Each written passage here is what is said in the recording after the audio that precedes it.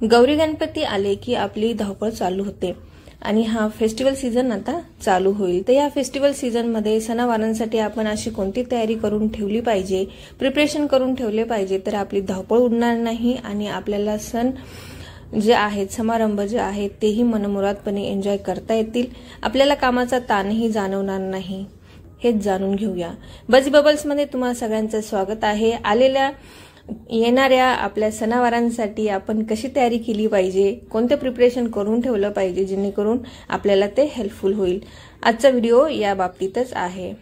तर चला व्हिडिओला स्टार्ट करू। हॅक नंबर 1, फुलवाती हा एक अविभाज्य अंग आहे, कारण आरती होते प्रत्येक वेळेस आपल्याला फुलवाती लावाव्याच लागतात आणि गौरी गणपतीमध्ये तर आपण 2 वेळेस आरती करतो, सकाळ संध्याकाळ। तर दोघींसाठी आपल्याला फुलवाती ज्या आहेत त्या लागतातच। तर इथे मी काय केलं आहे, आयत्या फुलवाती घेतल्या आहेत, थोडं आपलं गाईचं तूप आणि दुसरं डालडा तूप, वनस्पती तूप दोघं मिक्स करून आणि गरम करून त्या वाती ज्या आहेत त्या व्यवस्थित भिजून घेतल्या आहे। आता घ्यायचं आहे आईस ट्रे। आईस ट्रे मध्ये थोडंसं तांदूळ टाका जेणेकरून ती वात जी आहे ती खूप वेळ चालेल आणि ती व्यवस्थित उभी राहते, जास्त वेळ पण चालते।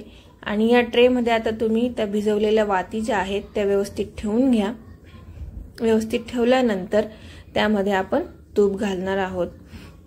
ही एकदम झटपट पद्धत आहे, खूप साऱ्या वाती ज्या आहेत त्या याच्याने बनतात। लहानपणी आजी वाती वळायच्या आणि मग आम्ही त्यांच्याजवळ बसून हे काम करायचो। आणि याला आता तुम्ही फ्रीज मध्ये ठेवून द्या मस्तपैकी। फ्रीज मध्ये थोड्या वेळानंतर त्याला काढून घ्या, 1-1.5 तासानंतर, आणि अशा मस्तपैकी ह्या ज्या वाती आहेत त्या तुम्ही ट्रे मधनं बाजूला करून एका बरणीत व्यवस्थित भरून घ्या।